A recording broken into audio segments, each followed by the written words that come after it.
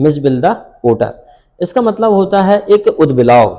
मिसबिल the ओटर क्या होता है? एक उद्बिलाव, उद्बिलाव की बात हो रही है, Mijbil the otter.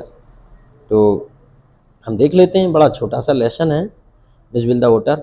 what experiment did Maxwell think Camosphrena would be suitable for? बताइए, what experiment did Maxwell think? Maxwell ने किस प्रकार के एक्सपेरिमेंट मतलब प्रयोग या अन्वेषण के बारे में सोचा? Camusfearna would be suitable for, think Camusfearna would be suitable, जो कि Camusfearna would be suitable for, जो कि सुटेबल रहेगा, ठीक रहेगा। Maxwell thought Camusfearna would be suitable for raising an otter as a pet, raising an otter as a pet। तो Maxwell ने एक प्रयोग किया कि कैमोस्फेरना वुड बी सुटेबल, कैमोस्फेरना ठीक रहेगा मिजबिल को मतलब उद्बिलाव को पेट बनाने के लिए, मतलब पालतू जानवर बनाने के लिए। क्योंकि दो प्रकार के जानवर होते हैं, डोमेस्टिक एनिमल और वाइल्ड एनिमल। तो डोमेस्टिक एनिमल को पालतू बनाया जा सकता है, लेकिन जो वाइल्ड एनिमल है उनको थोड़ा सा मुश्किल होता है पालतू बनाना, क्योंकि वो हमारे डोमेस्टिक एनिमल के लिए खतरा होते हैं और खुद के लिए भी खतरा होते हैं। बहुत ज़्यादा प्रैक्टिस की आवश्यकता होती है, जिसमें सबसे ज़्यादा ज़रूरी जो कहते हैं कि भेड़िया, कहते हैं कि भेड़ियों को कोई कभी भी पाल नहीं पाया।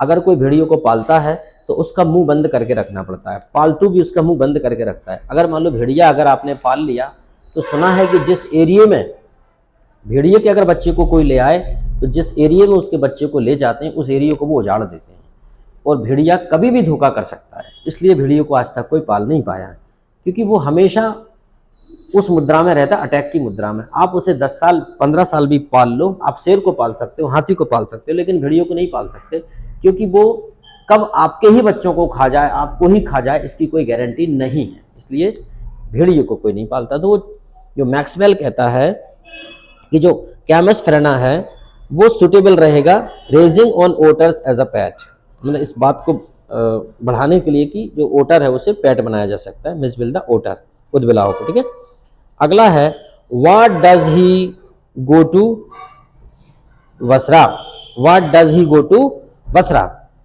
व्हाट डज, वह क्यों जाता है Basra, how long does he wait there and why, वह वहां कब तक वेट करता है और क्यों करता है। तो देखो, he went to Basra to collect and answer him mail from Europe, वह he went to Basra to collect and answer him his mail from Europe, मतलब वह यूरोप से आने वाले संदेश उनका वो इंतजार करता है, वहां से आने वाले डाक या वहां से आने वाले मेल का वो इंतजार करता है। He waited there for 5 days, वह 5 दिन वेट करता है, because his mail did not arrive, क्योंकि उसका संदेश नहीं आया था, इसलिए वह वहां पे बसरा जाता है, वहां पे संदेश एकत्रित करने के लिए, उसके लिए क्या सूचना वहां पे आती है, वह 5 दिन वहां इंतजार करता है। What was the otter name, otter का नेम क्या था, मैक्सवेल्स ओटर, मैक्सवेल्स ओटर। तो ओटर का नाम क्या था भाई, मैक्सवेल्स ओटर। ठीक है, what was the otters named, what was the otter named, otter को क्या नेम दिया गया था, मैक्सवेल ओटर। तो देखो आंसर है the otter was named by zoologist as Lutrogale, हाँ द लोट्रोगल पर्सपिसिलटा, पर्सपिसिलटा मैक्सवेल, ये उसको जूलॉजिकल नाम दिया था। क्या दिया गया था, ये नाम थोड़ा सा कठिन है, zoological as Lutrogale perspicillata, hence it was called Maxwell's otter in short, उसे मैक्सवेल ओटर शॉर्ट में कहा गया। तो भाई देखो, इतना कठिन परीक्षा में नहीं आएगा, क्योंकि ये नाम मुझे ही पढ़ते नहीं बन रहा ठीक से, तो तुम कैसे करोगे। जियोलॉजिस्ट एज द लोट्रोगल पर्सपिसिलटा मैक्सवेल, तो ये इसका वैज्ञानिक नाम दिया गया था ओटर को। ठीक है, परंतु इसको जो है कहा जाता था, it was called Maxwell otter in short. ठीक है, उसके बाद है how was Mij to be transported to England, Mij को इंग्लैंड ट्रांसपोर्ट कैसे किया गया था। How was Mij transported to England? तो देखो, Mijbil was transported to Paris and from there to London in a flight in and the 18 inches square box, 18 inches square box। मिज को सबसे पहले ट्रांसपोर्टेड टू पेरिस, सबसे पहले Paris ले जाया गया, and from there to London, और फिर वहां से लंदन ले जाया गया, इन ए फ्लाइट, फ्लाइट में ले जाया गया, in an 18 inches square box, 18 inch के स्क्वायर बॉक्स में, चौकोर बॉक्स में उसको ले जाया गया था। What did Mij do to the box? Mij box में क्या कर रहा था भाई? तो यहां पे हो जाएगा, मिज tore the metal lining of the box and hurt himself। ठीक है, मिज tore the metal lining of the box। ठीक है, तो मिज ने क्या किया था कि जो बॉक्स है उसकी जो मेटल मतलब धातु की बनी जो लाइनिंग्स थी उनको तोड़ दिया था और खुद को घायल कर लिया था। ठीक है, मिज ने वो जो धातु की बनी हुई लाइनिंग्स थी को तोड़ लिया और खुद को घायल कर लिया था। ठीक है, फिर उसके बाद है व्हाट, हाँ, what game had Mij invented? What game had Mij invented? Mij ने कौन सा गेम का आविष्कार किया था?